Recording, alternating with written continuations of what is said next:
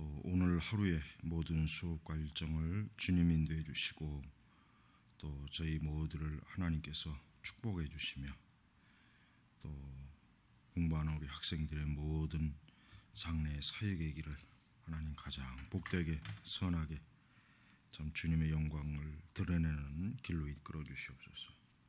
또한 우리 모두의 건강과 또 안전을 지켜주시고 하나님께서 교회와 우리 또 제네바 신학교를 축복하셔서 또 주의 은혜 가운데 귀한 이 사역을 저희가 잘 감당하도록 도우시옵소서. 이 시간에도 주님께 감사와 영광을 올리며 살아계신 우리 주 예수 그리스도의 이름으로 기도 올렸습니다. 아멘. 자, 오늘은 131쪽에로 이제 들어가겠습니다. 자, 어떠한 종교든지 간에 그 종교는 반드시 그 시대와 또 그 사회에 영향을 꼭 받습니다. 물론 이제 주기도 하죠. 주기도 하고 받기도 하고. 역시 마찬가지로 이제 우리 기독교 역시도 어쩔 수 없어요. 기독교 역시도 우리가 사는 이 세계, 우리가 사는 이 세상에 많은 영향을 받아요. 굉장히 영향을 많이 받고 있고, 근데 영향을 주는 것은 거의 없는 것 같아요. 지금은 현재로서는 교회가 아니 우리 한국 교회뿐만 아니라 20세기 교회가 이 그 전 세기에 비해서, 그러니까 그 전에 그 이전까지의 기독교에 비하면 확실하게 눈에 띄는 게 뭐냐면 사회에 영향을 많이 받지만 그러나 영향은 어때요? 갈수록 거의 주는 게 없어요. 주는 게.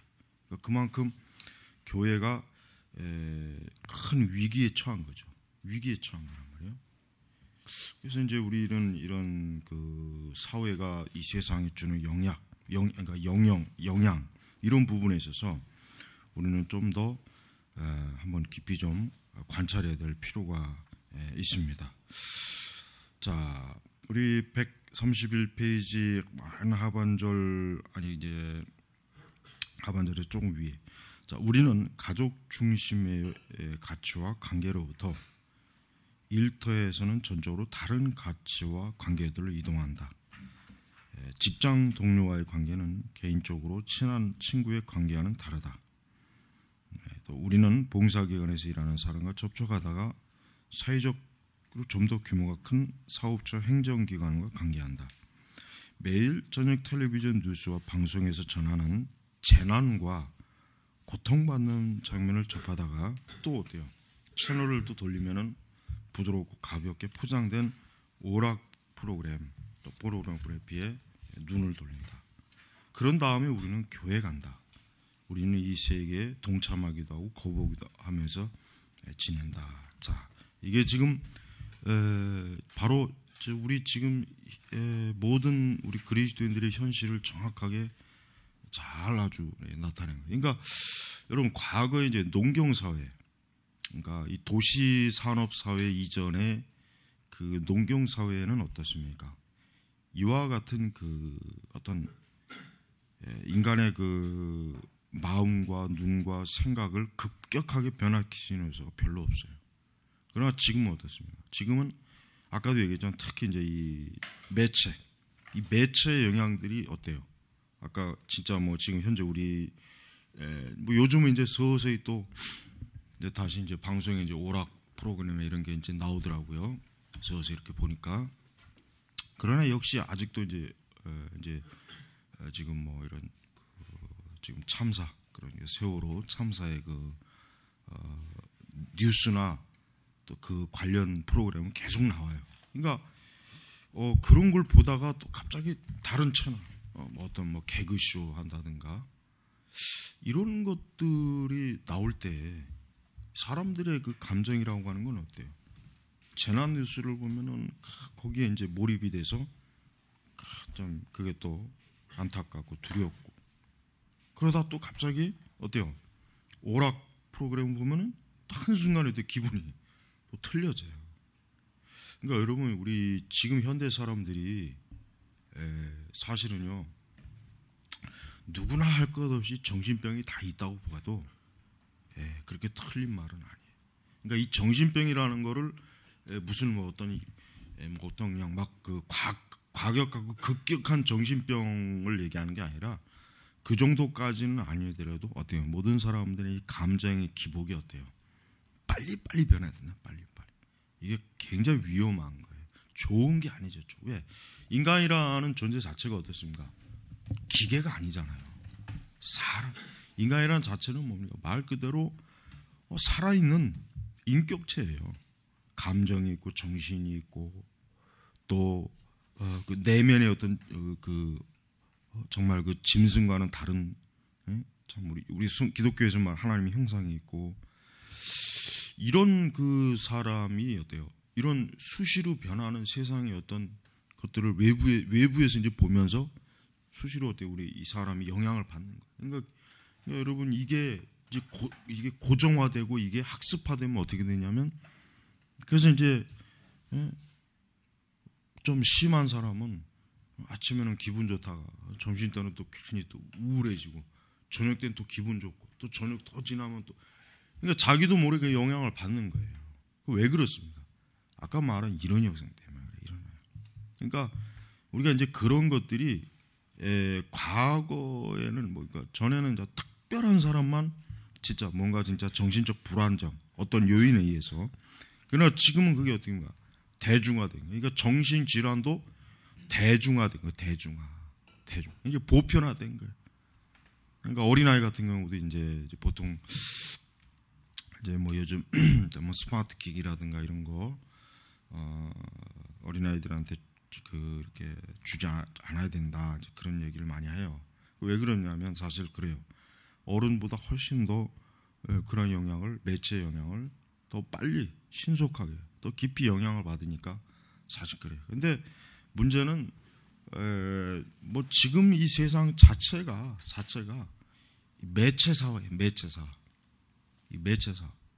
그러니까 어떠한 매개체를 통해서 우리가 외부의 소식을 듣고 접하는 거예요. 그렇기 때문에 아무리 어떤 뭐 차단, 뭐 진짜 말 그대로 산속에 가서 오두막 짓고 혼자 살지 아무것도 없이 혼자 살지 않는 한 이 도시 가운데 사는 사람들은 뭐 시골도 거의 마찬가지죠.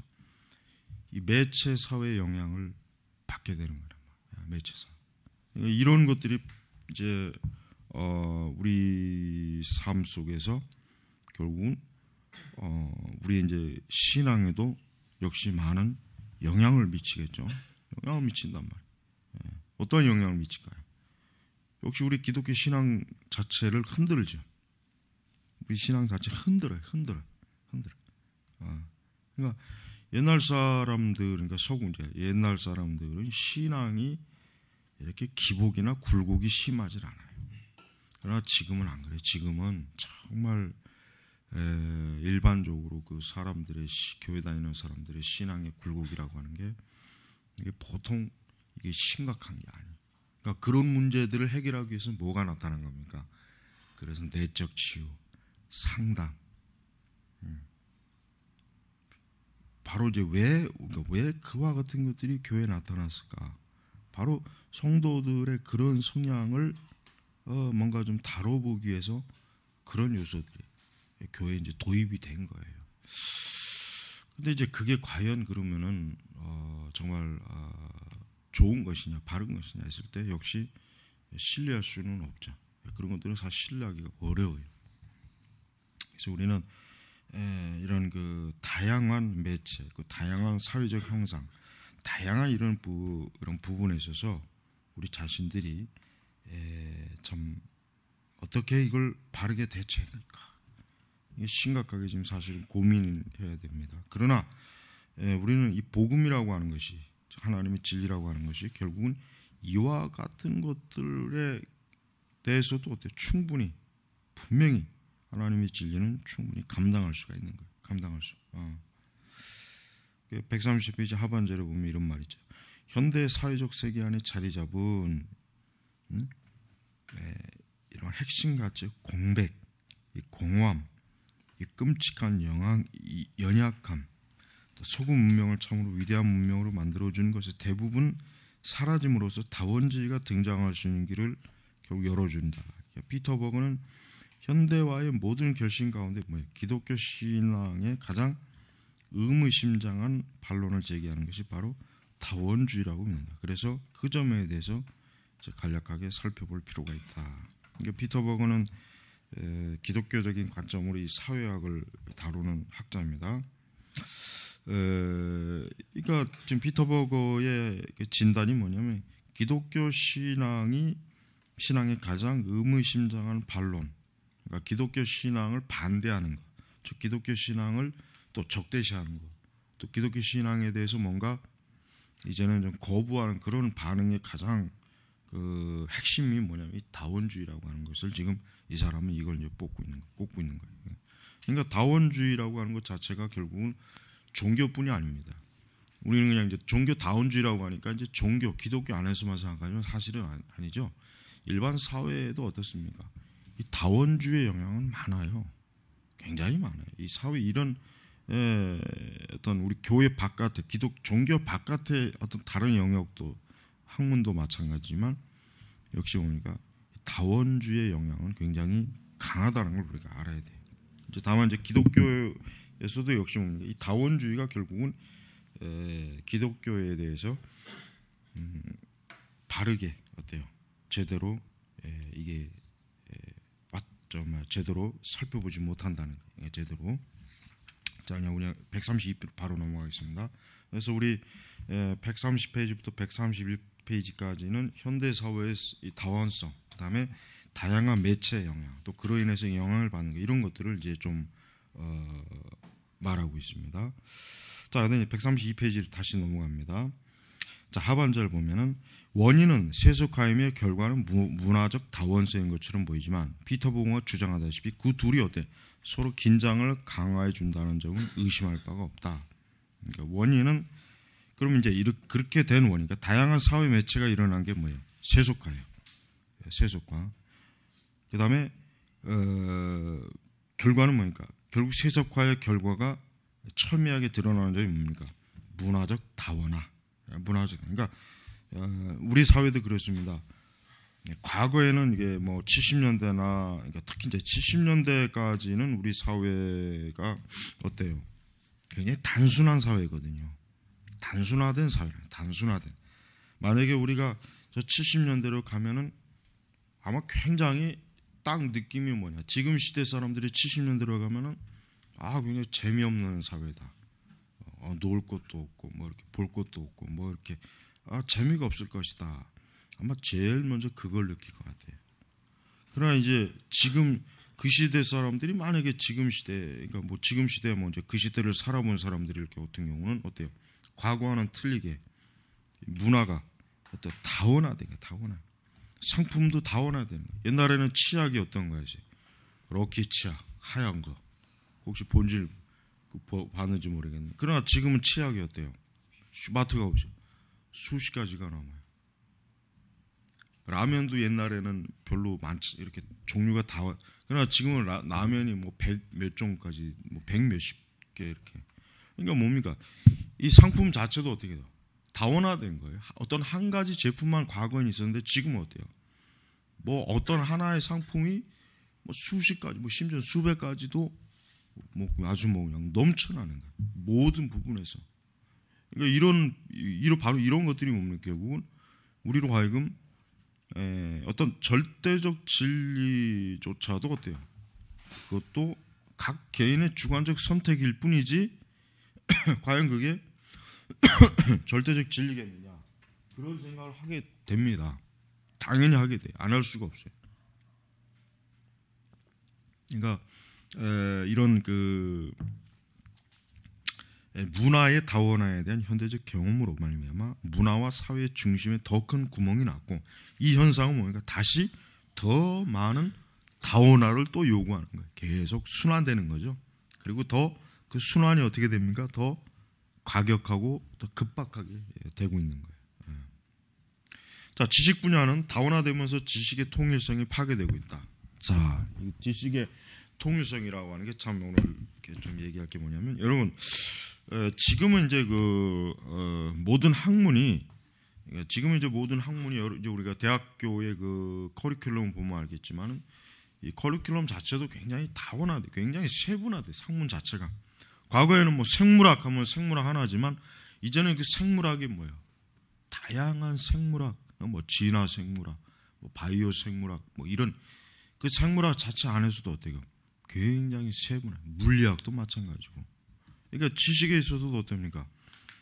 그 통일성 자체가 이미 파괴되고 거의 이제 없어졌기 때문에 사람들은 자기가 어떤 한 분야에서 많이 배웠다고 해도 어때요? 다른 분야에서는 깜깜하게 무지할 수가 있는 거예요. 신학도 마찬가지. 신학도 지금은 어떻습니까? 신학도 굉장히 많이 세분화된 거예요. 지금도 신학 자체도 굉장히 세분화됐다고 봐야 돼. 그러니까 이 세분화된 신학이 과연 좋은 거냐? 이게 과연 그 사실은 뭐 목회자들에게는 이 세분화된 신학 자체가 그렇게 쏙 좋은 건 아니에요. 왜냐하면 너무 어때요?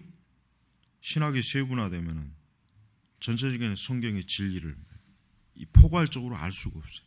그러니까 어느 하나만 자꾸 이게 파괴된다면 전체적인 진리의 포괄적인 걸 놓쳐버린단 말이에요. 그러니까 분명히 그 어떤 하나의 현상이 잘못된데 그걸 모르는 이유가 뭐예요? 그걸 모르는 거, 진짜 말 그대로 모르니까 그런가. 그래서 일단은 신학 교육 자체도 통합적인 관점에서 신학을 하는 게 참 좋습니다. 그래서 조직신학과, 성경신학과, 설교학과, 그다음에 여러 그 외 이제 신학 자체를 어떤 통합적 관점으로 사고할 수 있는 그 능력을 어때요? 신학교에서 길러줘야 돼. 그렇지 않으면은 뭐 어떤 사람은 뭐 구약 신학만 열심히 파고들고, 어떤 사람은 뭐 신약 신학만. 근데 그거 가지고는 목회를 못 해요. 그거 가지고 목회가 안 돼요.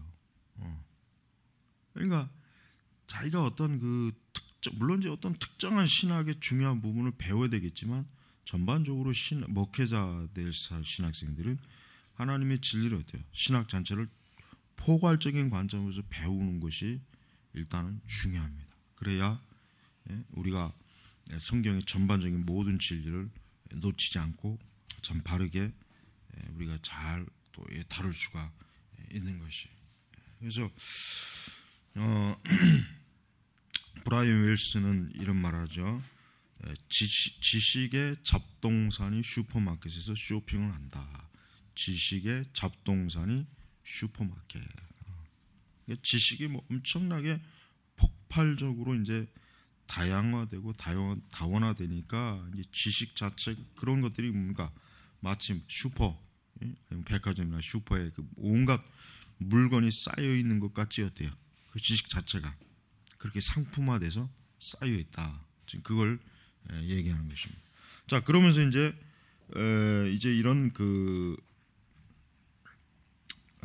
칼 세이건이 세계에 관한 관점을 받아들이면 솔제니친의 생각을 이해 못할 것이다. 우리가 지식을 얻기 위해, 그러니까 솔제니친이 생각이 뭡니까? 솔제니친이 그 1979년인가 그 미국의 그 하버드에서 연설한 그 연설이 굉장히 유명하죠.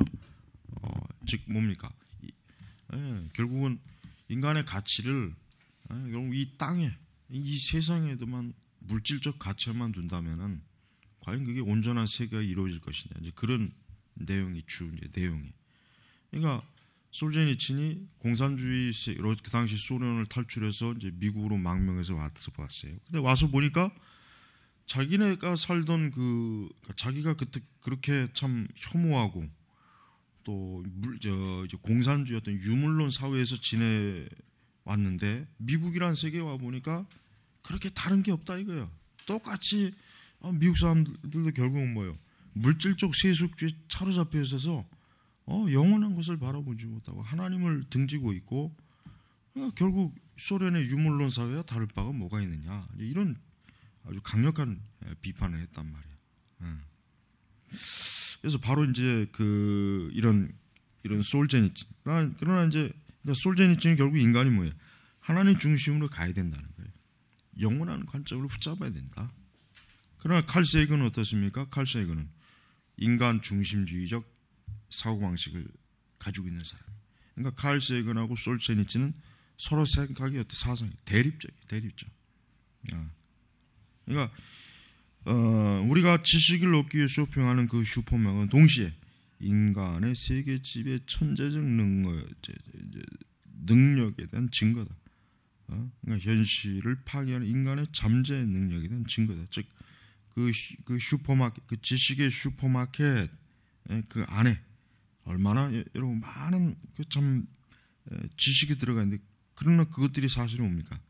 인간을 또 이 세상을 파괴할 수 있는 어떤 잠재 능력을 보여주는 그런 지식이다. 그러니까 인간에게 생명을 주고 이 세상을 더 좋은 세상, 뭔가 좀 이 세상을 좀 사람들이 살만한, 사람이 사람답게 살만한 세상을 만들어주기보단 어떤 세상이 돼요. 공포와 그러니까 두려움, 그러니까 그런 그 마음만 느끼게 하는 그런 세상이 아닌가, 이제 그렇게 됩니다. 그래서 끊임없이 변하는 경험, 변하는 시나리오, 변하는 세상, 변하는 세계관, 변하는 가치관, 가치, 공격으로 말미암아 생긴 심리적 부상물은 극적이다. 그러니까 이런 흔히 여기서 이제 기업에서 이제 보면은 이런 말 많이 하죠. 변화하지 않으면 기업이 죽는다. 그러니까 변화는 끊임없이 시장이 어떻게 변하는지를 파악해서 그 시장의 변화에 기업이 변화돼야 된다. 이제 이게 뭐 경영학에서 뭐 자주 이제 쓰는 얘기란 말이에요. 그러니까 그와 같은데 이제 훈련되고 그런데 이제 학습되고 세뇌된 우리 지금 이 사람들은 어때요? 그러니까 무조건 변화 자체를 좋다고만 여기는 거예요. 옛날 건 버리고 새로운 것, 새로운 변화, 새로운 가치, 막 새로운 걸 막 교회도 마찬가지, 교회도 새로운 걸 좋아하잖아요. 그러니까 교회도 가만히 봐요. 옛날 걸 가지고 있는 걸 싫어해. 옛날 뭔가 보수적인 교회다 하면 사람들 무조건 싫어해. 보수적인 교회다, 보수적인 교회다. 그러니까 지금 시대 사람들은 자기가 어디로 가는지도 모르고 무조건 달려가면 좋다는 거야. 달려가. 근데 그 끝이 어딘지는 몰라요. 그러니까 우리 사회 진보도 마찬가지고 좌파도 마찬가지. 그들이 주장하는 건 전부 다 망상이에요. 망상. 죄다 망상이에요. 망상. 진짜 그 현실적 감각이 떨어지는 그 인간들이 좌파들이에요. 사실은. 여러분, 우리 이제 교회는 이런 그 변화하는 세상에 초점을 맞추면 큰일 납니다. 그러나 지금 시대에 이 신복음주의 교회들은 다 뭡니까? 이 변화하는 세상에다 초점을 다 맞췄어요. 그렇게 맞추지 않은 교회가 없습니다. 없습니다. 절대 없습니다. 그러니까 사역을 하는 중에 항상 중요한 건 뭐예요? 내가 어디에다 기준을 맞출 것이냐, 내가 과연 어디에다 기준을 맞추고 사역을 할 것이냐라고 것을 아주 처음부터 분명하게 딱 이게 고정된 뭔가가 있어야 돼. 그런 게 없다면은 그 사람은 뭐 역시 수시로 그냥 아침 저녁 올해 달렸다 내년에 달렸다 막 수시로 변해. 그러니까 그렇게 하면 안 돼. 그러니까 하나님의 사역이라고 하는 것은 어때요? 끝까지 일관성을 가지고 있다. 일관성. 그러니까 처음에 그 자기가 가지고 있었던 그 바른 신학이 있었다면 그 신학을 끝까지 견지하는 거, 끝까지 변해야 되는 거 아니에요. 로이드 존스 목사님의 그 전도 설교하고 그분이 돌아가시기 전에 그 설교하고 변한 게 없어요. 똑같아요. 그 사상적, 그 신학적 토대는 전혀 안 변했어. 칼빈도 마찬가지고. 그러니까 오늘 이와 같이 끝까지 일관성을 가지고 있는 목회자가 드물어요. 거의 대부분은 그 어떤 한때 참 좋은 걸 가졌던 사람이 나중에 보면 다 그거 갖다 버리고 다 이상한 거 그냥 어느 자기도 모르는 새끼 거기 물들어 있는 거예요. 그걸 조심해야 된단 말이에요. 그래서 우리 교회가 지금 내가 볼 때는 이런 끊임없이 변화하는 세상에 가장 많이 피해를 입고 가장 많이 영향을 받았다고 봐도 이거는 절대 과언이 아닙니다. 허언이 아닙니다. 분명한 사실입니다. 자, 우리 134페이지로 넘어가면은요, 거기 보면은 잃어버린 과거의 중요한 전통들, 잃어버린 과거. 자, 서구 사회를 하나로 묶어준 것은 세 가지. 뭐 전통, 권위, 권력. 여러분 그 이번에 그 참사 일어났을 때 내가 참 위험한 걸 뭐냐면은 그 우리 학생들이 뭐 이제 어른들의 말을 뭐 듣지 않는다. 난 그 언론도 그렇고 우리 사회가 이게 완전히 무슨 광기요, 광기. 응? 지금 학생들은 어른 안 됩니까? 지금 학생들은 영원히 학생이냐? 얘들도 나중에 어른 될 거 아니야. 그러니까 그런 식으로 오도하면 나지. 이걸 마치 무슨 모든 어른의 책임으로 다 그래서 너나 뭐 미안하다. 난 미안한 거 없어. 나는 미안한 거 없어. 내가 저지른 게 아니거든. 내가 그 선장이 아니고 난 선원이 아니란 말이야. 내가 뭐 거기에 뭐 돈 받아 먹고 뇌물 받아 먹고 난 안 했단 말이야. 근데 마치 우리 사회가 다 뭐 어른들이 다 한 것처럼 이 책임 전가를 돌려서 뭐 애들이 뭐 어른의 말을 뭐 이제는 뭐 불신한다. 이런 식으로 애들은 그런 생각 안 해. 내 이 동네 나가봐 애들, 청소년 애들. 지들 또래가 애들이 그렇게 죽었는데도 여전히 지들끼리 시시덕거리고 웃고 스마트 보고 장난하고 애들 봐요. 하나도 변한 게 없어요. 하나도. 어떤 엊그전에 중국 길거리에서 담배 피더라고. 어떤 녀석이 때로면 금방 그냥 아주 엄청나게 막 길거리에서 막 욕을 했지. 걔들 봐. 지들 또래가 지금 죽어서 나라 전체가 근데도 지들끼리 앉아서 담배 피고 시시덕거려. 걔들은 지금 요즘 청소년 애들은 우리 때나 우리 이전의 때보다 훨씬 더 이 생각 정신적인 이 이제 사고 수준이 진짜 이게 미개하단 말이야. 미개하다 진짜. 응? 그러니까 그런 어린 애들한테 더 이상한 걸 왜 자꾸 주입시키냐고. 이건 자꾸 마치 그냥 이 사회 집단 전체를 막 이상한 곳으로 자꾸 자꾸. 이 보수 언론들도 똑같이 놀고 있어 내가 보니까. 난 아주 이게 여기서 지금 이 권위라고 했는데 이게 지금 왜 자꾸 우리 사회가 그나마도 지금 없는 권위를 왜 더 이게 왜 자꾸 깎아먹냔 말이에요. 왜 더 자꾸 왜 그렇게 그러니까 이게 꼭 북한 인민공산단체는 자아 비판하는 거야. 자아 비판. 그러니까 지금 우리 사회 전체가 지금 자아 비판을 하고 있다니까요. 그러니까 그 자아 비판에 동조 안 하면은 나쁜 놈이에요. 이건 반역질하는 거예요. 그게 이제는 서서히 좀 이제 거기에 대해서 이제 좀 이제는 좀 이 좌파들 빼놓고는 그래도 또 서서히 좀 그래도 그걸 좀 인식을 하는 것 같은데 이거 정말 이게 큰 문제. 응? 자, 우리가 전통, 권위, 권력이라고 하는 게 사실 현대 사회에 들어와서는 이게 이 세 가지가 가장 사람들이 싫어하는 거예요. 그런데 이 세 가지가 제대로 잡히지 않으면 사회는 어때? 유지가 안 돼요. 유지가 안 된단 말이에요. 유지가. 이게 싫다고 해서 이게 버리게 되면 어떻게 됩니까? 더 망하는 거예요. 더 망하는 거. 더 무너진단 말이에요. 세계가. 근데 왜 우리 사회가 이번 사건을 통해서 이건 무슨 뭐 6.25 때 그 인민 이 빨갱이들이 한 사람 세워놓고 자아 비판해가지고 돌로 쳐 죽이는 거하고 똑같은 짓을 지금 저지르고 있단 말이에요. 이게 왜 그러냐고 왜? 그러니까 누구 말대로 미개하다는 말이 틀린 말이 아니에요. 그 말. 이게 좀 그래서 하여튼 이게 큰일이에요. 큰일. 요즘 이 서구 사회도 이런 전통이나 권위나 권력 자체가 이미 벌써 뭐 사실 좀 과거 19세기에 비하면은 뭐 말로 못할 정도로 뭐 이제 다 무너졌잖아요. 그러니까 지금 여러분 서유럽 국가나 이제 전 세계 지금 아직도 왕의 제도를 유지하고 있는 나라가 있어요. 거의. 그러나 그 나라 거의 대부분은 뭡니까? 왕이 권한이 없어요. 그냥 하나의 국가의 상징이에요.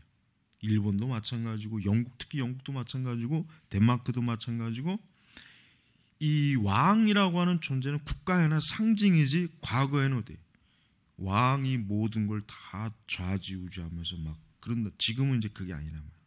그러니까 어떤 민주주의 사회가 들어옴으로 권력이 어떻게 됩니까? 보편화됐어요. 보편화. 전에는 권력을 특정한 귀족이라든가 성직자라든가 왕이 이 권력을 독점하였잖아요. 근데 이게 이제 프랑스 혁명 때 이게 완전히 프랑스 혁명 때 아주 결정적으로 이게 확 무너져 버렸다고요. 그래도 어쨌든 적어도 19세기까지는 유지하고 있다가 1차 세계대전이 끝나고 나서 이제 이게 완전히 허물어진 거예요. 1차 세계대전이 끝나고 나서. 그러니까 서구 세계도 지금 여기서 말하는 이 잃어버린 과거의 중요한 전통이 언제 시기냐면 1차 대전이 끝나고 난 뒤부터예요. 그 시기부터라고 보면 딱 되는 거예요. 그러니까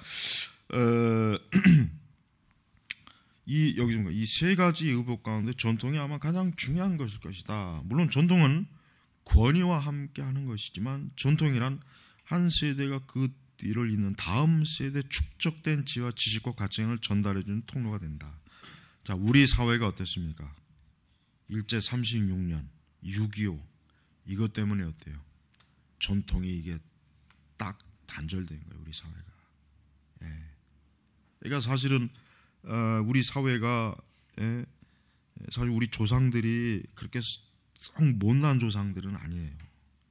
굉장히 물론 이제 조선의 역사를 보면 18세기부터 이제 이 조선이라고 하는 사회도 그 전에 17세기와 비교해서 굉장히 와해된 사회예요. 그러니까 18세기 들어오면은 이제 양반은 막 주고 돈으로 주고 사는 게 이런 게 서서히 막 나타났단 말이에요. 이게 이제 19세기 들어와서는 이제 더 급속하게 좀 이게 이제 완전히 뭐라 그럴까? 그러니까 사실은 내가 볼 때는 우리나라 이시 조선이 18세기나 아니면 19세기 초에 이 이시 왕조가 한번 싹 무너지고 뭔가 새로운 왕조가 세워졌더라면은 20세기에 그렇게 허무하게 저 일본 놈들한테 저렇게 무너지는 않을 거라는 생각. 그러나 아주 그러니까 우리 이 나라를 보면 역사를 보면 알겠지만 이 삼국 시대부터 보면은 어떤 한 왕조가 굉장히 오래 가요.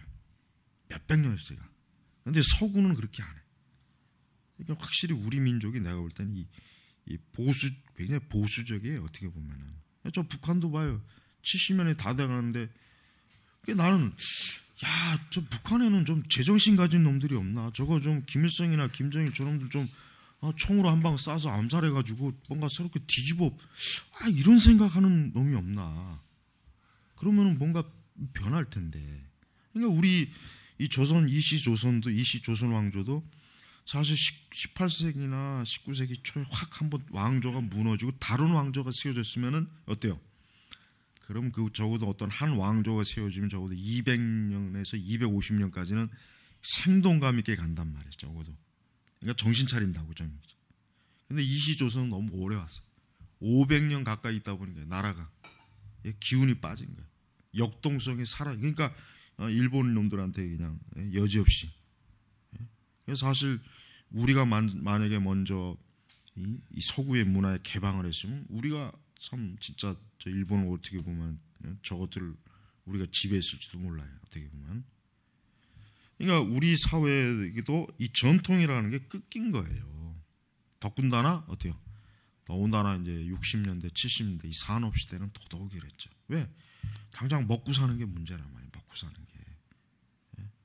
그러니까 먹고 살 게 없는 사회니까 문화고 전통이고 뭐고 나발이고 지금 그게 중요한 게 아니에요. 당장 먹는 게 급한. 그러다가 80년대 들어와서 어때요? 이제는 경제가 막 이제 좀 우리 사회도 좀 이제 먹고 살만하지는. 그러나 이제는 그때부터는 뭐 합니까? 이미 거의 대부분의 전통들은 다 잃어버리니까 이제는 사람들의 생각에 정신이 머릿속에 똥만 들고 거칠에만 들어요. 거칠에만. 이게 사람이라는 게 속에 든거 없이 겉만 번지르라면 그게 더 천박해지는 거라고요.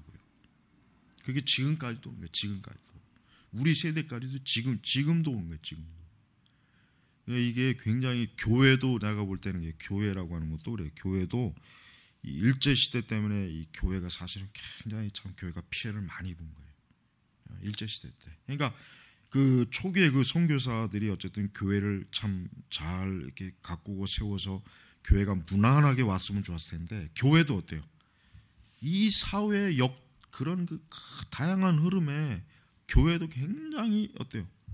영향을 많이 받은 거예요. 그러니까 교회도 똑같이, 예? 갑자기, 그러니까 서서히 교회가 이렇게 부흥해야 되는데, 갑자기 막 60년대, 70년대 우리 사회가 산업화하면서 지방에 있던 사람들이 서울로 올라오는, 그러면서 교회들이 커진 거란 말이에요. 그때 갑자기 확 커진 거예요.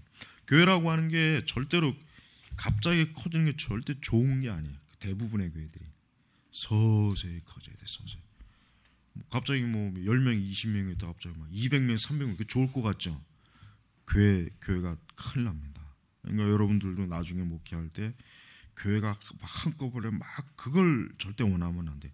서서히 가야 돼. 서서히. 그게 안정적이고 목회자가 생각을 하면서 목회할 수 있는 그 여유를 준다. 그러지 않으면은 한순간에 팍 들어오면은 이게 정신을 못 차려요, 목사들이. 지금 우리 한국의 대형 교회들이 다 그래서 지금 저 모양 저꼴인 거예요. 물론 지금 세상이야 이제 그렇게 될 일도 뭐 없겠지만서도 어쨌든 목회자들이, 신학생들 목회자들이 뭐 그냥 하루 아침에 뭐 몇 년 안에 뭐 예배당을 세운다 뭐 이런 망상에 가지면 안 돼요. 그렇게 돼도 안 되는 거예요. 그렇게 돼도 나쁜 거예요. 좋은 게 아니라 말. 그게 하나님의 축복이 아니야. 그게 서서히. 네? 내가 어제 저녁에 하도 잠이 안 와서 내가 유튜브에 이제 우리 선민교회 시편 찬송가 부른 게 나오더라고. 그 자리 보니까 우리 요한이 있고 권호 있고 여기는 없었구만. 여기는 없구만. 자리가 그냥 헝헝 비어. 다 쉬어보니까 막 10몇 명밖에 안 돼. 우리 그 허지훈이 저 뒤에서 요 구석에 서 있고, 종빈이하고 우리 그 녀석도 옆에 있고. 그러니까 그때 내가 뭐, 아이고 이때 진짜 2012년 6월 달이더만. 이거 진짜 지금하고 비교하니까. 근데 여러분, 교회라고 하는 게 한순간에 뭐 몇백 명, 그게 교회가 문제가 되는 거예요.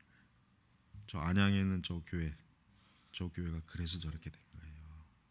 저 교회가 서서히 됐어야 그 목회자가 생각하는 그런 진짜 해드는데, 이게 갑자기 우리 한국교회 청교도 개혁주의 바람이 불 때 확 그게 퍼진 거예요. 근데 그렇게 되니까 어떻게 돼? 지금 저 모양 저 꼴이잖아요.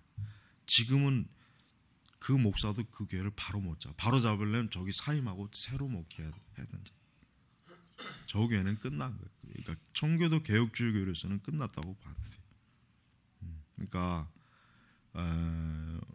지금 이제 90년도, 80년도 중반부터 이 교회 성장이라고 하는 게 우리 한국 교회 거의 모든 신학생들과 목회자들이 깊이 쇠뇌되었어요.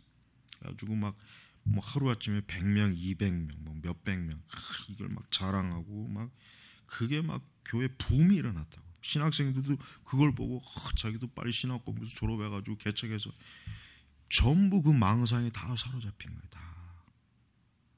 그러니까 실제로 어때요? 이런 신학적 경고함도 없고 영적인 경고함도 없는 상태에서 교회가 커져도 어때요? 교회가 영적으로 이게 제대로 세워지지 않는 거란 말이에요. 그러니까 이 현상이 똑같은 거예요. 이렇게 분석해 보면 다른 게 없다고, 교회도. 그러니까 목회자가 그런 망상에 사로잡히면 안 되는 거예요. 하나님의 사역을 장기적으로 오래, 그러면서 깊이 있게 이게 하나하나 결실을 맺는 걸 이렇게 봐야지. 뭐 하루 아침에 뭐 100명, 200 그러면 이게 목회가 될 것 안 돼요. 아주 이상하게 돼버려. 이상하게. 그러니까 그렇게 하면 안 된단 말이에요. 그러니까 항상 그 사역을 어떻게 하는 게 바른 것인가를 성경적으로 잘 생각해야지. 지금 시대 이 신학, 지금의 이 교회 이 흐름의 이 사상이라고 하는 이 영적 흐름이라고 하는 건 대단히 나쁜 거예요. 이걸 받아들이면 절대로 안 위험해. 신학생들이 이런 걸 알아야 되는데 일반적인 신학대학교나 신학교에서 이런 것들을 뭐 얘기 안 해주지 뭐 거의 얘기 안 해. 거의 항상 올바른 하나님의 일이 어떤 것인가를 바르게 알고 이 사역을 준비하고 임해야지 망상에 살아주면 안 된단 말이에요. 자, 잠깐 쉬고 이제 계속 하겠습니다. 그래서 이제 전통의 이 붕괴라고 하는 것은 결국 한 사회를 어떻게 합니까? 단절시킵니다. 이 전통이라고 하는 것은 그러니까 전통 자체가 다 나쁘다고 하면 안 돼요. 전통이라고 하는 것은 인간이 오랜 역사, 오랜 그 시간 속에서 적어도 보편적으로 인간이 어떤 보편적인 그 선함을 그래도 추구하려고 하는 게 거의 대부분 전통으로 이제 자리죠. 물론 나쁜 전통도 있어요. 나쁜 전통. 근데 그런 전통은 뭐 빨리 사라져야 되는데 그러나 이제 현대 사회는 20세기 이후에 지금까지는 거의 대부분이 동양이나 서양이나 어때요? 좋은 전통은 사라졌어요. 좋은 전통 거의 좀 우리 사회도 그러니까 우리 사회는 뭐 말할 것도 없죠. 총체적으로 뭐 우리 사회는 지금 너무나 뭐 그나마 지금 좋은 전통들이 다 이제 사라져서 참 거의 뭐 사회가 이제 붕괴됐다 이렇게 봐요. 그래서 여기 가정이 붕괴되는 이유는 단지 이혼 때문이 아니다. 가정의 붕괴는 풍요와 기술 혁신의 결과이기 때문이기도 하다. 그래서 여기 뭐 이제 좀 재밌게 풍장 이 세대는 비두에 물든 세대다. 이제 지금으로 이 책이 1994년도에 이제 4년도가 이제 그때 나온 거예요. 지금으로 얘기하면 이제 인터넷. 지금은 이제 만약에 이 저자가 다시 이 책을 개정한다면 지금 세대는 인터넷 물든 세대다. 그 문화는 모든 식구의 때를 따라 읊자면 케이블을 타고 번뇌가 들어오며 죄악을 한 통 가득 살 수 있네요. 사용법이 적힌 설명서와 함께.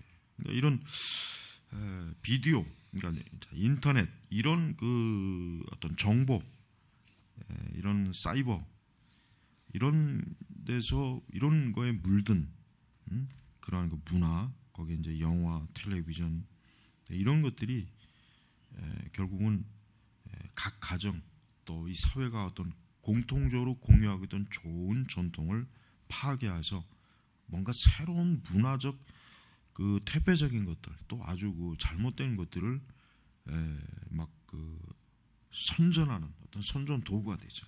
그러니까 대표적으로 뭐 또 우리 사회 같은 경우는 또 이제 동성애 같은 경우도 결국은 동성애를 퍼뜨리게 되는 그 주요 매체는 방송이란 말이야. 영화. 그러니까 동성애를 좀 호의적으로 바라보고자 하는 이런 의도를 가진 프로그램들이 결국은 동성애를 사람들을 무장해제시키는 거죠. 이런 것들이 굉장히 큰 것입니다. 또 그와 동시에 오늘날 사회는 더 이상 권위에 대한 호소를 인정하지 않는다. 자, 아까 얘기했지만은 이 권위라고 하는 것 자체가 사실 나쁜 게 아닌데, 그러나 이제 잘못된 권위 또 잘못 사용된 권위 이제 그거 때문에 정당한 권위까지도 결국은 다 무시되는 거예요. 그러니까 정당한 권위가 무시가 되면은 뭐 돼요? 무질서해지는 거예요. 무질서, 혼란밖에 없어요. 그러니까 권위를 만약에 무시한다면은 그러니까 정당한 권위를 무시한다면 결국은 이 사회는 제대로 쓸 수가 없습니다. 법 자체도 어떤 법적 권위라고 하는 게 있는데 그 법 자체도 어때요? 형편없이 무너질 것이고, 그러니까 모든 게 다 그렇게 이제 무너진다면은 결국은 사회는 붕괴되고 인간의 정신도 파괴되고, 또 인간의 정신이 파괴되면 인간의 실제 삶도 역시 파괴되고, 그러니까 다양한 이런 파급이 그러니까 나쁜 잘못된 파급이 막 곳곳에서 일어나는 거예요. 하반절에 이상주의는 내구성 있는 개념적 기반이었기 때문에 무너질 수밖에 없다. 정치 영역에서 이상주의는 좌로는 레닌과 마르크스, 우로는 히틀러주의와 무솔리니 등 다양한 전체주의의 길을 내줬다. 그러니까 이게 지금 우리 사회가 지금 사실은 뭐 어떻게 보면 여기에 딱 맞는 글이에요. 그러니까 우리 좌파들은 여전히 마르크스 레닌주의에 점점 더 이게 깊이 빠져들고, 좌파가 저러면 저럴수록 우파도 역시 못해요. 우파도 이런 그 뭐랄까 이런 그 좀 민족주의 이런 개념에 이제 좀 사로잡히게 되죠. 그러니까 이런 것들이 이제 막 서로 이제 싸우게 되면은 결국 같이 다 이제 망하는 거예요. 다 같이 다 무너지는 거예요. 그러니까 우리가 그러니까 교회는 이런 부분에 있어서 좀 빨리 이런 위험을 깨닫고, 이것은 참 위험한 것이구나. 이거는 올바른 것이 아니구나. 이런 거를 빨리 알아야 된단 말이에요. 자, 136페이지 하반절 다시 한번 봅시다. 자, 거기 보면은 자, 솔제니친이 말했던 것처럼 법이 없는 사회에서 살아가는 끔찍한, 하지만 오로지 변호사만 있는 사회에 살아가는 것 역시 끔찍한 일이다. 미국 사회 같은 경우에 이제 변호사들이 굉장히 많잖아요. 그러니까 미국 사회는 어떤 조금만 문제가 생겨도 소송이 일어나고, 그래서 변호사들의 천국이라고 하는 말이 있는 것처럼, 그러니까 모든 걸 이렇게 법으로 변호사들이 해결해야 되는 사회는 좋은 사회가 아니죠. 과거의 사회는 어떤 사회입니까? 과거에는 법이 아니라, 굳이 법이 아니더라도 어때요? 어떤 사회적으로 합일된 도덕적, 윤리적 가치가 있기 때문에 굳이 법정에까지 갈 필요 없이 그 사회 자체 안에서 해결할 수 있는 그런 힘이 있었다고. 그러나 지금은 어때요? 모든 게 법으로 다 해결해야 된다. 지금 그만큼 그런 사회도 끔찍한 사회다. 이거 끔찍한 사회다. 그러니까 인간의 어떤 정이 없고 사랑이 없고 이해가 없고 섬김과 돌봄이 없이 어떤 냉혹한 그냥 서로 잡아먹고 잡히는 막 이런 막 그 사회가 결국 지금 세상이다. 뭐 이렇게 이제 얘기하는 것입니다. 자, 현대화라는 비인격적 세력만이 초래한 결과가 아니다. 우리 지성인들도 한 몫을 거두었다 해서 계몽주의가 만든 사고혁명 따라가는 지성인들이 그랬고, 또 이제 이마누엘 칸트 얘기로 시작하자면, 비록 우리가 하나님의 실존을 가정해야만 한다 해도 만약 우리가 도덕적 존재로서 자신에게 스스로를 설명한다, 우리는 하나님을 알 수 없다는 주장을 듣게 될 것이다. 그러니까 칸트야 뭐 이제 하나님에 대해서 뭐 회의적인 눈길로 바라본 사람이니까 이제 이렇게 결론이 날 수밖에 없는 거예요. 칸트의 시대에서 현대로 넘어오면 종교적 신앙은 점점 무너지죠. 점점 와해하고 무너져. 그리고 이런 현실은 결국 권위 원천이 어디예요? 오직 개인의 사적이고 비판적 자의식 안에서만 발견될 수 있다는 거예요. 그러니까 권위라고 하는 게 과거에는 뚜렷한 객관적 객체가 있었는데 지금은 어떻습니까? 여기 말하는 것처럼 철저하게 주관적, 사적, 그러니까 모든 사람들이 다 권위를, 외부의 객관적 권위를 인정하지 않고 내가 권위다, 내가 법이다, 내가 다 판단할 수 있다, 이렇게 나오기 때문에 어떻게 됩니까? 어떤 사회가 어떤 한 사회가 합일적으로 세우는 그 객관적 권위를 무시되니까 그 사회는 통일된 의견이 나오질 않아요. 계속 분열되는 거예요. 지금. 그러니까 우리 사회로 얘기하면은 이 좌파들이 이 대통령을 권위를 무시하잖아요. 뭐 불법이다, 그러니까 대통령을 대통령으로 인정하지 않는 거죠. 물론 이제 뭐 우리가 이제 좌파 노무현 시대 때는 또 우파가 그랬죠. 우파가 노무현을 거의 뭐 대통령으로 인정을 안 했잖아요. 그러니까 이제 똑같이 주고받는 거예요. 똑같이. 근데 결국은 그렇게 되면 서로 어때요? 사실 만약에 다음에 대통령이 우리 사회 좌파가 나오면 어떻게 해요? 우파가 가만 안 있죠. 똑같이 해줘. 똑같이. 사사건건 물 끊어질 거예요. 사사건건 물 끊어지고 사사건건 그러니까 이게 반복이 되는 거예요. 반복이. 이게 사실은 참 좋은 건 아니에요. 그만큼 이게 왜 그러냐면은 이제 이념의 문제도 있겠지만 궁극적으로 이제 권위가 상실이 된 거예요. 권위가 결국 무너지고, 권위와 전통 이런 것들이 무너졌기 때문에 결국은 이게 이념하고 맞물리니까 이게 서로 극단적으로 이렇게 대치가 되는 거예요. 대치. 그러니까 어떻게 보면 우리 사회는 지금 내전이요, 내전이요. 총만 안 들었을 뿐이지 이미 이념적으로는 내전 상태이기 때문에 정말 어떤 참 위험한 사회. 좌파도 그렇고 우파도 그렇고 속에서 이제 부글부글 이제 끓는 거죠. 막 서로 상대방을 막 죽여야 이제 속이 시원하다 뭐 이렇게.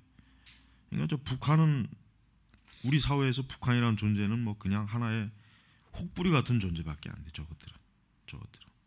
진짜 중요한 건 우리 사회 내부의 이런 투쟁, 그러니까 권위가, 객관적 권위가 거의 완전히 상실이 되었으니까 다 자기가 다 권위가 되는 거예요. 자기가. 그러니까 우리 사회의 선동꾼들이 다 어떤 사람입니까? 다 이런 사람이에요. 오직 개인의 사적이며 비판적인 자의식을 가진 사람들. 그 사람들은 자기가 권위가 있는 거예요. 뭐 법이고 뭐고 필요가 없어요. 예전에 뭐 이거 천성산에 천성산 도마뱀인가 뭔가 도롱뇽 그거 죽는다고 그거 공사 가로막아가지고 세금이 얼마나 낭비가 됐습니까? 참 그거 진짜 옛날 같았으면 그거 진짜 아이고 진짜. 그러니까 아니 봐요. 객관적으로 환경단체들이 지들이 요구해서 다 조사해도 아무 이상 없다. 그래도 아니라잖아. 그래도 아니래. 지들이 요구대로 다 해서 조사했는데도 자기들한테 또 불리한 증거가 무리하니까 또 아니라고 또 계속 거기서 선동하고. 여러분 이게 지금 뭡니까? 이게 우리 사회가 참 지금 얼마나 그 여러 가지 면에서 우리 사회는 지금 이런 객관적 권위의 실체를 부정하는 그런 사회가 된 거예요. 그러니까 굉장히 위험하죠. 자, 그래서 특히 19세기에 이르러 하나님의 실존과 그의 계시를 전제할 필요가 없는 도덕 체계를 만들려는 많은 시도가 있었다. 그러니까 19세기에 벌써 이 시기에 하나님의 실존, 하나님의 실존을 부정한다는 건 감히 꿈도 꿀 수 없었던 사회였는데도 벌써 하나님의 실존과 그의 계시를 그러니까 성경을 전제할 필요가 없는 도덕 체계. 그러니까 서구 사회가 어때요? 하나님과 성경을 이제는 좀 재해놓고 어떤 도덕 체계를 만들어 보자 하려고 하는 시도가 벌써 이루어졌다는 거예요. 그래서 그 당시에 철학자, 소설가, 예술가들 이런 사람들이 만든 예술 작품들은 어떻습니까? 거의 다 어때요? 하나님이 없어요. 신을 부정해요. 그래서 파괴적이고. 그러니까 벌써 이미 이때 이런 것들이 막 사회에 막 쏟아져 나오니까 사람들은 이 영향을 안 받을 수 없죠. 당연히 받죠. 이 영향을 받으면서 점점 어때요? 하나님이 없는 그런 삶을 뭐 살아도 되겠구나. 뭐 그래도 별 문제 없구나. 막 이렇게 하죠. 그렇게 이제 잘 나가다가 결국은 20세기에 들어와서 그 대가를 톡톡히 치르죠. 어때요? 1차 세계대전과 2차 세계대전 이런 그 대가를 톡톡히 치른단 말이에요. 그러니까 여러분 우리가 스펄전 목사님의 설교의 배경을 알아야 돼요. 스펄전 목사님의 설교는 거의 다 어떤 복음 설교, 전도 설교 사실은. 왜 그렇습니까? 그 사회가 어때요? 하나님을 떠나고 있거든. 예수 그리스도에 대한 믿음을 이미 포기하고 있거든. 점점 더 많은 사람들이 이런 그 사회적 영향, 무신론적인 영향, 반기독교적인 영향, 또 어떤 그 제도적 종교에 대한 거부감, 막 그러니까 사람들이 계속 그 속으로는 예수님을 믿지 않으면서 그냥 믿는 척하고 있단 말이에요. 그러니까 이제 스펄전 목사님이 바로 그 시대에 그 사람들의 복음을 전하는 거예요. 복음. 그냥 단순히 도덕적 윤리적으로 그 시대 사람들에게 교양을 일깨워주는 설교가 아니에요. 그 시대 그 자유주의 설교자들은 다 그런 설교였단 말이에요. 그러니까 스폴츠 목사님은 어때요? 마치 영국이란 나라가 뭐예요? 이교도의 나라인 것처럼 설교한다고요. 영국이란 나라가 마치 불교도나 이슬람 국가인 것처럼 이방 종교, 이교도 국가인 것처럼 여기고 스폴츠 목사님은 설교를 했어요. 그러니까 그 설교가 돼요. 이 복음 설교라. 하나님의 그 복음 메시지가 엄청나게 드러나는 거예요. 그러니까 그런 설교를 하는 사람이 그 시대에 별로 없었어요. 19세기 별로 없었단 말이에요. 별로. 전부 다 이제 영국 국교에도 뭐 몇몇 사람 빼놓고는 다 이미 벌써 무너졌고, 비국교도들도 역시 마찬가지로 그 복음의 전통에서 다 이미 떠난다고. 다 떠나요. 다 떠나. 네. 그래서 우리는 이런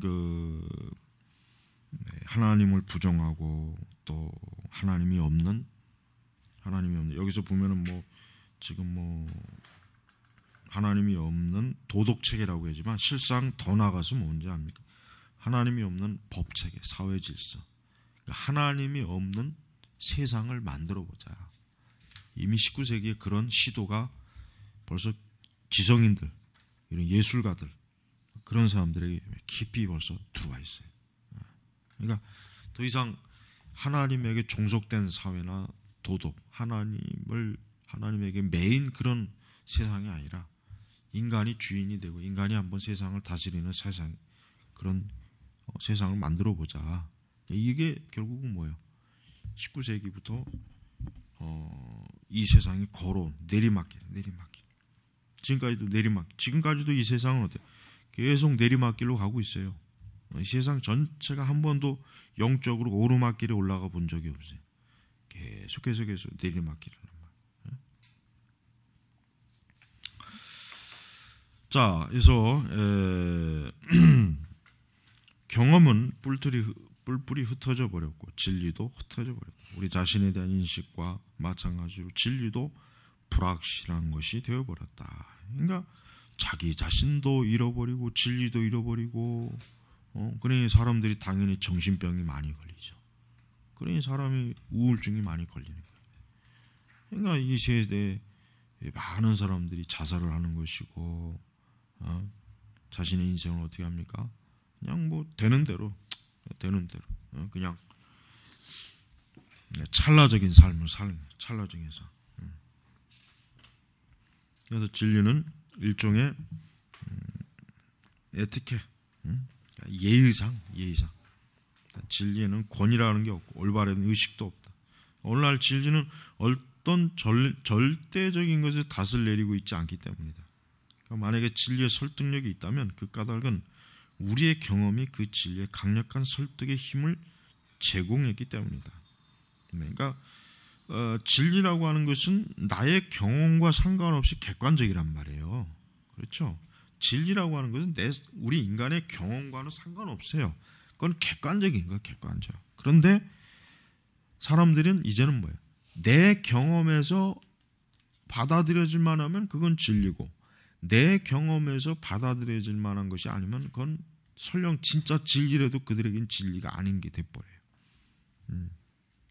근데 여기서 그렇지만 내일이 되면 우리의 경험이 또 달라지는 거예요. 그렇죠? 인간의 경험이라고 하는 게 항상 뭐 고정된 게 아니죠. 수시로 다양한 시시각각의 그 변화 요동이 있잖아요. 그러니까 오늘의 설득력 있던 진리가 내일도 설득력을 가질지는 아무도 모르는 거예요. 아무도. 이게 수시로 자기의 경험과 감정으로 진리를 해석하고 판단하려고 하는 사람들한테는 오늘이건 내일이건 언제든지 어때? 언제든지 다 이게 뭐 바꿀 용의가 있는 거예요. 그래서 세속주의라는 용어를 현대 가치를 가리키는 말로 사용한, 현대는 이 가치가 하나님의 부재 또 하나님과 무상관성에 맞춘다. 하나님이 없다. 이 세속화는 세속주의 가치를 만들어내는 현대화 과정이다. 세속화와 세속주의는 손과 장갑처럼 몸과 영혼이 서로 하나 연결된다.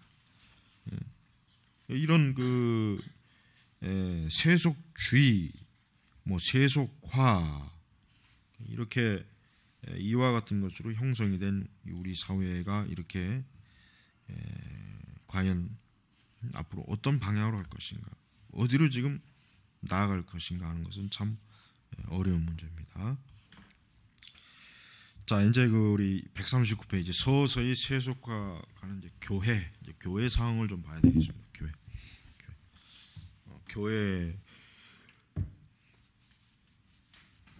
교회가 이제 세속화가 안 되면 좋죠. 교회가 세속화가 안 되면 얼마나 좋겠습니까? 그러나 교회가 세속화된 것은 이미 오래전이에요. 그러니까 세속화되어가는 교회가 아니라 이미 세속화된 교회지만 여기는 이제 그 과정을 좀 쓰는 거니까 140페이지의 상반절 보니까 교회는 역사 내내 불신앙에 둘러싸여 있지 않았던가. 그렇죠. 당연하죠. 뭐 교회는 사도행전에도 보면은 벌써 예수님을 안 믿는 사람을 핍박하고 그렇게 이제 불신앙에 항상 둘러싸이죠. 교회가 뭐 어느 시대건 교회가 편안하게 전도하고 편안하게 선교하고 세워졌던 시대는 없어요. 인류 역사상 그런 시대가 한 번도 없습니다. 한 번도. 심지어는 사도 시대에도 그러지 못했어요. 그만큼 어때? 교회는 불신앙의 도전을 항상 그러려니 해야지. 이게 우리 시대만 그러고 천만에 19세기에 뭐 18세기, 17세기, 뭐 15세기. 자, 현대 형태의 불신앙은 그 현대성 외에 다른 어떤 점에서 과거의 불신앙과 다르다는 것이다. 근데 이제 이게 이제 차이인 거죠. 그러면은 그럼 과거의 불신앙과 지금의 불신앙이 또 뭐냐? 이걸 이제 여기서 좀 이제 따져보는 거예요. 이제 과거의 불신앙, 그러니까 지금 불신앙, 그러니까 지금의 불신앙은 무신론적인 불신앙이고 과거의 그 불신앙이라고는 사실 무신론적인 불신앙은 그렇게 많이 영향을 주지 못했어요. 그러니까 과거의 불신앙이라고 하는 것은 결국 하나님이 그래도 살아계시다는 전제 가운데서 뭔가 하나님이 하시는 일에 대한 사람들의 확신이 좀 떨어지고 또 하나님의 섭리에 대해서 역시 좀 잘 이해가 안 가고 이제 그런 거지만 지금의 불신앙은 뭡니까? 아예 하나님의 존재를 무시하는 거죠. 하나님은 죽었다. 하나님은 없다. 인간은 무신론으로 살아야 제대로 사는 거다. 인간은 무신론적으로 나아가야 그 인간 본성이 아름다운 것이다. 그러니까 이렇게 막 이제는 과격하게 막 선전해야 되는. 그래서 이런 그 우리의 그 참 상황, 현재 우리 시대의 상황은 기독교라고 하는 것이 참 세워지기가 어려운 시대예요. 어려운 시대. 그러니까 이거를 좀 우리가는 어느 정도 감안해야 돼요. 그러니까 과거 20년, 30년, 40년, 50년 전의 세상하고는 틀려요. 그러니까 우리가 과거에 있었던 교회의 어떤 그 상황과 지금 상황을 동일화시키지 말고 빨리 지금의 세상이 어떤지, 지금의 상황이 어떤지를 빨리 알아야 돼요. 빨리 아는 게 중요합니다. 자, 그래서 140페이지 봅니다. 오늘날의 문화적 발전이 우리의 심리를 어떻게 형성해 가고 있느냐? 우리의 심리를, 우리의 마음을 어떻게 형성해 가고 있는가? 이건 중요하죠. 왜냐하면 그리스도인들도 지금 여기에 영향을 많이 받아요. 우리 시대의 새로운 것은 현대화의 존재도 아니며 기독교 신앙이 세계 재형성에 대한 인정하도록 강요받고 있다. 세계 재형성. 세계 재형성이라고 하는 것은 이 세상이 뭡니까? 그 이전의 세상하고는 서로 다른 새로운 세상, 또 새로운 국제 질서, 또 새로운 경제 질서, 거기에 적합한 교회가 되기를 원한다. 뭐 이런 거겠지만 이거는 결국은 기독교의 본질과 생명을 어떻게 합니까? 갉아먹는다. 그래서 개신교 종교개혁은 약 400년 전에 중세의 변화가 연결돼. 그때 일단의 사회 편성이 다른 식의 사회 편성에 길을 내주게 되었으며 현대 세계의 씨앗이 뿌려졌다. 그래서 이제 그 연결고리가 바로 막스 베그 그 유명한 개신교 윤리와 자본주의의 정신. 이 책은 뭐 굉장히 유명한 책이죠. 사회학에서 항상 이 책에 보니까 덜 필독서 목록으로 들어가더라고요. 그러니까 이 막스 베버의 이 책은 결국은 뭐예요? 근대 세계를 형성하는데 칼비니즘이 절대적 공로가 있다. 칼비니즘이 없었으면은 근대 서구 자본주의 세계도 없었다. 또 뭐 근대 서구의 민주주의까지도 사실은 일어나지 않을 것이다. 그러니까 굉장히 엄청난 가치를 부여해요. 엄청난 가치. 물론 이 책을 뭐 또 비판하는 사람도 있죠. 뭐 이 책에 대해서 또 나름대로 비판하는 사람도 많이 있는데 보편적인 이 책의 그 평가는 이 책으로 인하여 결국은 하나님의 나라가 이 땅에 온 것이 아니냐 뭐 이런 식으로 뭐 또 옹호할 수도 있겠네요. 그러나 그건 좀 아니고 그래서 루터 덕분에 어떤 사회 혁명이 되었을지 모르는 일이다. 루터와 더불어 종교상의 개혁이 되었다. 저는 부인하기 어렵다. 개신교 신앙의 명분 이미 와해되던 질서 가운데 팽배한 도덕적, 종교적 불만의 날개를 타고 올라왔다. 그래서 이제 뭐 활자, 인쇄 막 이런 것들에 대해 이런 것에 의해서 좀 교회가 영향을 받죠. 그다음에 종교개혁은 신앙을 개은해시켰다. 그러나 그 시점에 그 시기에 그 시대에 이 종교개혁은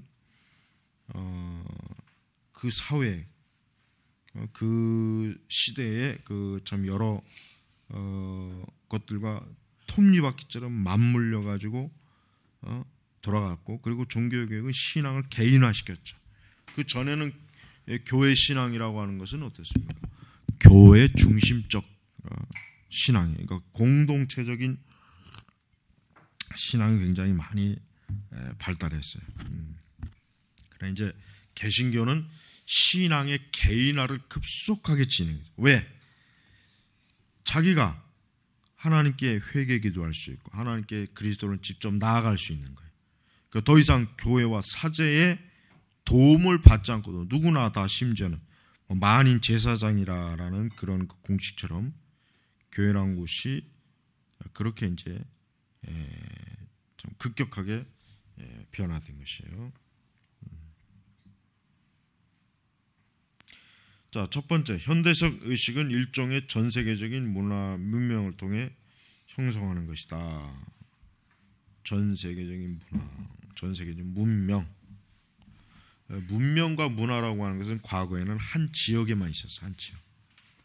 그러나 지금 이제 유튜브나 이런 페이스북 이런 게 있으니까 어떻게 해요? 우리 한국 문화가 저 아프리카, 아랍에도 다 알려지고 저 먼 나라에 있는 문화가 우리 한국에도 알려지는 이런 현상들이 지금 굉장히 어때요? 엄청나게 많이 발달돼 있죠. 이런 그 상황 속에서 결국은 현대 문화라고 하는 것은 항상 어때요? 유동적이고 늘 흔들리고 늘 어때요? 경고하지 못해서 제대로 가정이 이루어질 수가 없는 제대로 가정. 그래서 우리는 이 사회 현상과 우리 인간이 영적으로 어떤 상황에 있을 때 이게 서로 맞물리면은 굉장히 이상한 현상이 막 나타난다. 이제 그렇게 봐야 됩니다. 또한 이제 하반절 140 하반절에 보면은 우리 시대에는 새로운 것은 현대화의 존재도 아니며 기독교 신앙에 대해 인정하도록 강요받고 있다는 것이 사실이 아니다. 결국 따지고 보면 개신교 종교교회는 400년 중세 변화에 연결되어 있다. 일단의 현상이 다른 식의 사회의 길을 펴주게 되었다. 이게 400년간의 종교적 영향이 결국 미국 결국은 전 세계 다 이제 뿌려졌다 이거죠. 전 세계. 특히 이제 서구 세계 서로 연결되었다. 종교 교육. 사실 종교 교육이 없으면 오늘날 서구가 과연 어떤 형태로 존재했을까? 굉장히 참 흥미로운 부분이 있지만 오늘날 서구가 글쎄 과연 오늘날 서구라는 세계가 과연 종교 교육이 없었다면 과연 저렇게 그나마도 유지될 수 있었을까? 그 뒤에도 마찬가지. 그러니까 참 조심해야 돼. 자, 그래서 이제 140 하반절에 이제 지구촌 문명. 그래서 140으로 넘어갑니다. 지구촌 문명. 그러니까 어떤 매체와 통신 수단, 통신 매체 수단과 교통으로 인해서 어떻게 지구라고 하는 나라가 이젠 하나의 촌이다. 촌으로 형성이 돼. 그러니까 전에는 먼 나라였지만 지금은 그냥 아침에 비행기를 타면은 가까운 곳은 오전에도 갈 수 있고 하루 안에 또 갈 수도 있고 웬만한 거리는 이제 하루 지나면은 다음 날이면 다 갈 수 있어요. 미국도 마찬가지고. 이런 이 지구 우리가 사는 영역 자체가 어때요? 이 땅끝이래 봐야 하나의 이 지구촌 안에 있는 거예요. 그러니까 여러분 아마도 이런 생각이 해요.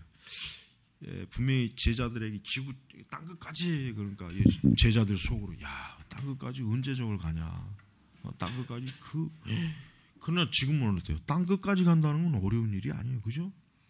지금도 마음만 먹으면 그 북극 가까이도 갈 수 있고 남극도 갈 수 있고 극지방도 갈 수 있고 아마존 오지도 갈 수 있고 아프리카 오지도 지금은 전 세계 가지 못하는 데가 없잖아요. 그러니까 복음이 뭐예요? 결국 편만하게 전파될 수 있는 수단이 다 마련해진 거예요. 다. 그러니까 예수님이 말씀한 땅끝까지 복음 전파라는 건 충분히 가능한 그런 것이란 말이에요. 그러니까 우리는 이런 이 세상의 변화가 굉장히 어때요? 아주 예수님께서 하신 말씀 그대로 그 복음이 전파될 수 있는 길을 토대를 잘 마련했다고 보면 틀림이 없습니다. 자, 마치겠습니다.